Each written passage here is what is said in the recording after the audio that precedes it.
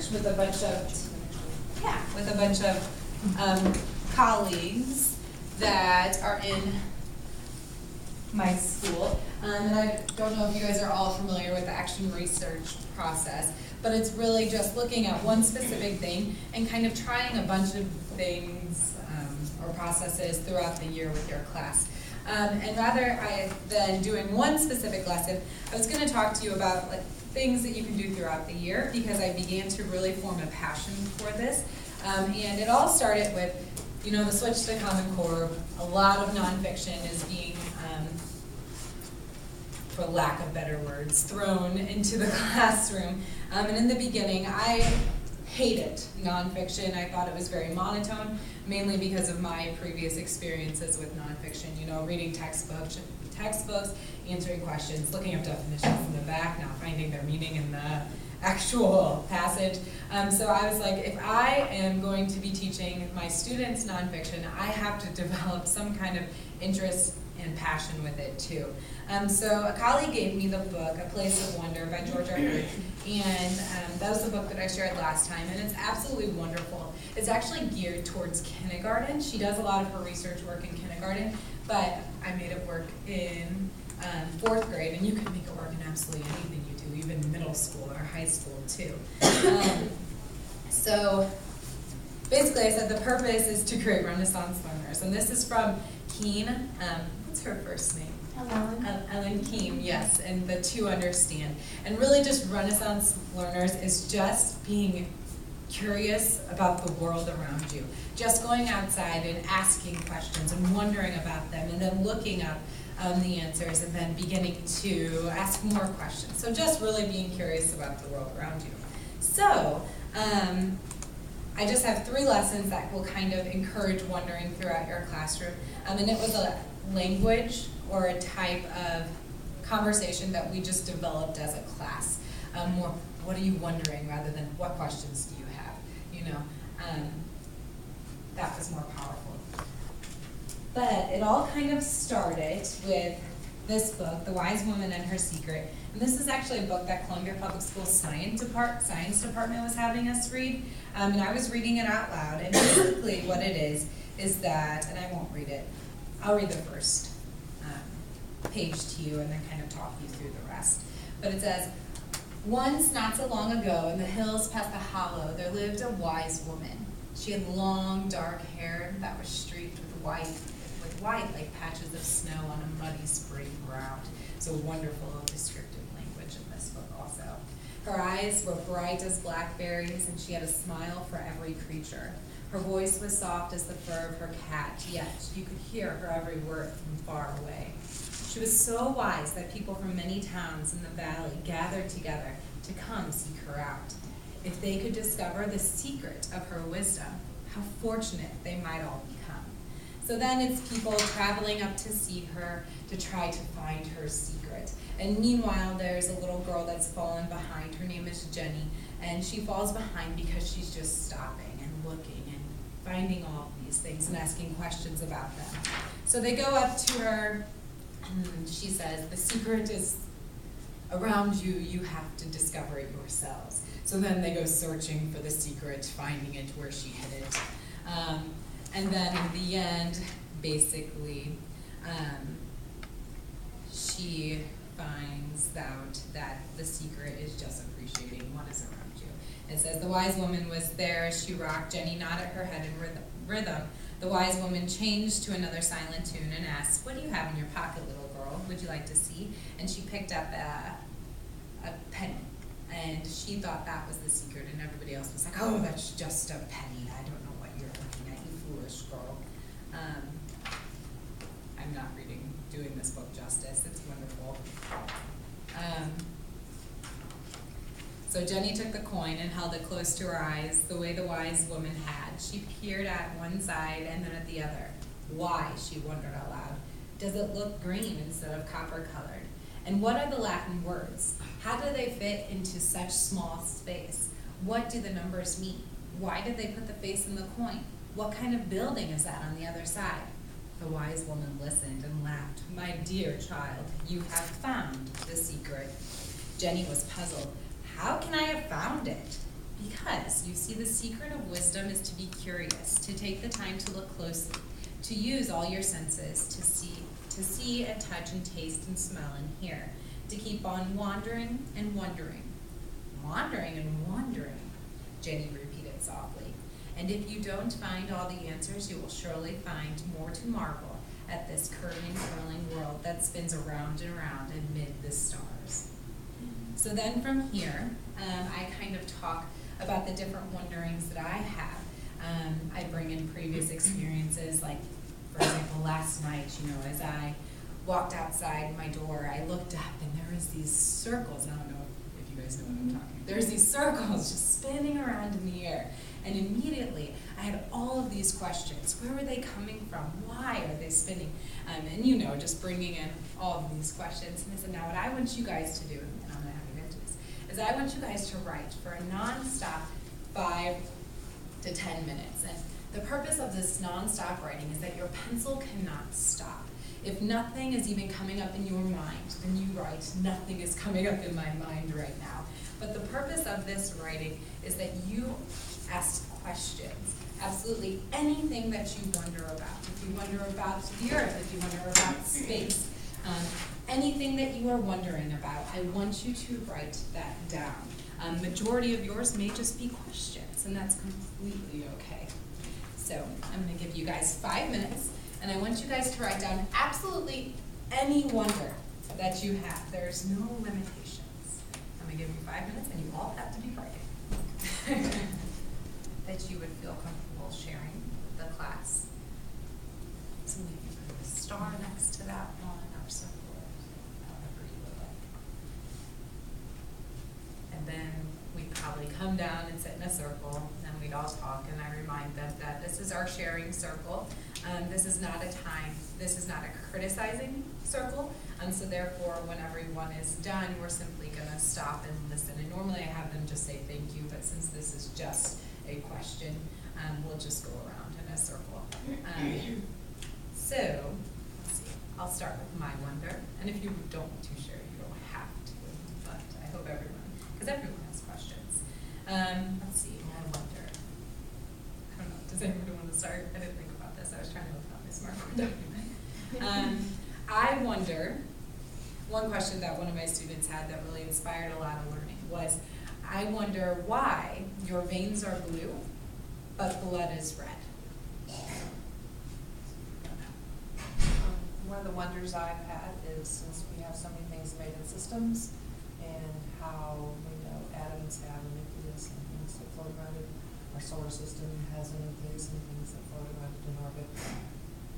What happens? Do we have little solar systems within each of those atoms? And while they went around, and I was going to do this, but I think I'm just going to tell you guys, while they went around, I typed their wonders into the SmartBoard document, so mine was the first one, and then I typed theirs, so we're creating our own class shared home as we go. So. Well, mine went really well. Crazy random places as you're just making your pin go. But we just got back from New Orleans, and there's a part of the interstate is over the bayous, and I wonder how do they get I always wondered how do they get the thank you into the ground. Where does the water go? How do they get it down there? It's random. Based on our I read, I wonder how a 3D printer works. I recently read about a plant called a tickle me plant, and when you touch it, its petals close. And so I wondered how that type of plant developed that adaptation as a defense mechanism to close its petals.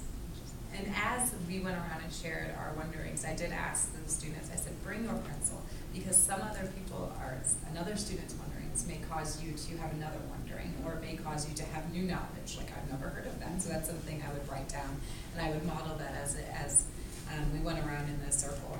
Because that's the most amazing part about wondering, is that when you share it with everyone, you get inspired to have new questions. So. I wrote about my son. He's 14 months. How does he really acquire language, and when should I really begin to watch my mouth around him? I was thinking more about myself, not necessarily like how things work, but I just said, I wonder why I'm such a worrier. And I was thinking about the trees, and the blooming and the leaves coming out, and I was wondering, when you think about the number of days between in mid-Missouri when they bloom and when the leaves drop, how does that vary from year to year? Like, is it 1 day, is it 7 days, you know, depending upon the weather? Interesting. So then we create our class poem, and at the end, we maybe end it with "We wonder," and that would be that for the day. And then the next day, what I bring up, and I pulled this up, I guess it's not really necessary to have.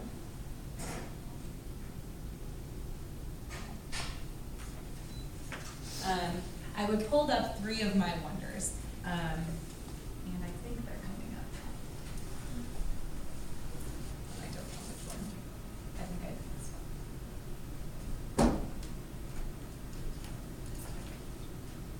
Do you know?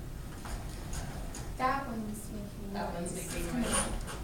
Yep, Oh, I yeah, see there it. it is. So I pulled up 3 of my wonders, and this is a really important part because, like, we had a lot of, well, go ahead. I pulled my 3 wonders, and I said, I wonder what makes a friend a friend. I wonder why certain people have different color hair, and I wonder why possums can only see at nighttime. So then I would have them go ahead and turn and talk, and I want you guys to talk about the similarities that these 3 wonders have, and what are maybe the differences as far as these wonderings and the answers that you can find from these questions. So eventually, what we would lead to is that we would call these heart wonders, just like your wonder. What makes a friend is a different opinion between me and Elaine. She has a different opinion of what a friend is, and I have a different opinion of what a friend is. So that's not something that we can find a definite answer on, but it's definitely a wondering we have. And then the next 2 are what we call informational wonders. And those are wonderings that you can find answers to. Those are the ones that you can go research. And you're not going to find all the answers. You probably will have more questions, but these are informational wonders because you can find those answers. And that's what majority of us have, were informational wonders. So then I have them go through and in their notebook from the day before, label which ones were informational wonders and which ones were heart wonders. And then we'd go ahead and talk about them on the next slide, and I type them in, and we talk a little bit more about them. This piece is important because eventually throughout the year, we use our wonderings a lot in social studies and science and in our own research projects too. And they had to ask questions that they knew they could eventually find an answer to, otherwise the research would kind of be done, you know, unless it was an opinion-based wondering, right? So that's that. But we automatically didn't just become natural wonders in our classroom. You know, and I don't know if the Georgia Hurd poetry book where she has all the stations. What is that book called? Awakening the Heart. Awakening the Heart, yes. The Awakening the Heart, this book kind of takes the same spin where she has a bunch of different stations that inspire kind of wondering about our world. So one of them, we did a lot of different activities. One was just, you know, we created a black square and then we'd sketch and observe, and we go outside and we sketch and observe what's inside, and then we talk about what wonderings we have. But one that was really powerful is the last one. Oh, I did talk about Wonderwall, but I will go back to that. But one that was really powerful was the last one. It's called The Listening Walk. And there's actually a book called The Listening Walk, and I tried to get it from Columbia Public Library, but it wasn't in, and it's very primary. So if you teach a younger grade, I still read it a lot to my 4th graders, but still, it was very primary. I felt kind of foolish reading it, but it was just buzz, buzz, you know, hearing all the different sounds around. So then, you know, Georgia Hurd talks about saying in the quietest voice today, what I want you to do is just write what you hear. If you need to, close your eyes. Begin to take sense. She calls it, sharpen your ears to hear what is around you. So we practiced a little bit in our classroom, and then we went outside and we went to different stations, and no one was talking, they were just writing. And I encouraged them to just write down what they hear, what they see, absolutely anything. And then we'd come back in, and then we'd give 15 minutes to simply just create poetry about what we heard. And we talk about the power of just stopping and listening and beginning to see what is around us and ask those questions that can create writing. So this was pretty powerful on that too. And we can do that, but we may come back to that for lack of time. One thing that was really great that we did every week is called the Wonder Wall. So in our classroom, there was a wall, and it was the Wonder Wall. And this is also adapted by Georgia Hurd. And I actually presented on this last year, so this is not actually one of my fourth graders that is writing this. This is me, because I wrote it from the perspective of a fourth grader, but it talks a little bit more about it. But it was every Monday I put up a new wondering on the wall. And throughout the week, if ever they had any free time or in the morning work or at the end of the day, they could go up and they could write what they thought the answer was to their wondering. And their wonders were sometimes created by me, sometimes they were their wonders. You know, you have those moments where kids ask you those questions and you're like, I don't know, put it in the wonder jar. So then they go put it in the wonder jar, and then every Monday morning, most likely I'd go and I'd look, and of course some of them were ridiculous. So I'd pull out some that we could actually find answers to. And occasionally throughout the week, I would get articles and books that supported their wondering so that they could research and then write what they found in the resource that they used. So it was also a great topic to discuss the different resources you can find to gain information. And we talked a lot about our background knowledge, and we talked a lot about learning from our peers too. But the Wonder Wall was really fabulous. It was pretty easy to keep up on because it was their wonders created, and once we introduced it once, they basically took charge with it.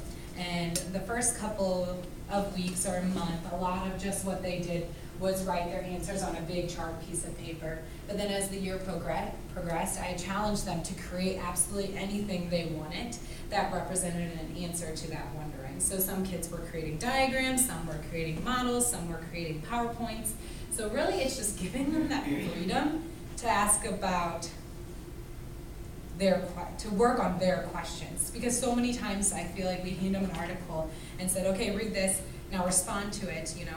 But now these are their questions that they're generating, and they get to present it in any way that you want. And you know, elementary kids say, what? I'd say, I get to create it however I want. So it was a really powerful piece. And every Friday afternoon at 3 o'clock, we shared it. So that was kind of nice, because Fridays at 3 is always kind of a stressful time, like what are you getting done? So they kind of took control of that time period, and I kind of sat back and listened to what they learned. And every time they presented, they had to tell me, now what new questions are you having? So going back, that your learning isn't done. There's no one in this world that knows everything. So your learning is not done. You have to continue to question. That was really great. And then the last one is, I wanted to share this with you guys because I don't know about you, but I really struggle with the idea of homework.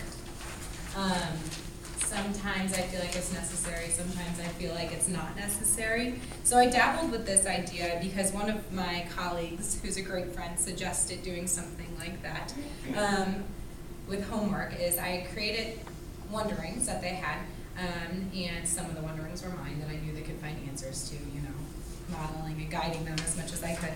And they had to pick one of these wonders, and they had to present on their wonder however they would like. And they worked on this throughout the week. And we had a plan sheet that they told me that they were doing Tuesday, Wednesday, and Thursday night. Then on Friday, we presented.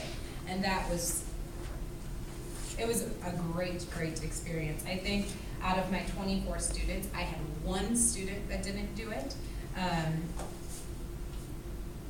But otherwise, everyone sat down. They created posters, they created PowerPoints, a bunch of lists that they created absolutely everything, and they were excited about it. And it was really neat because one of the questions was sharks. So Tony learned this about sharks, but then Izzy, who was also researching sharks, didn't learn what Tony learned. So it was kind of just a great learning app.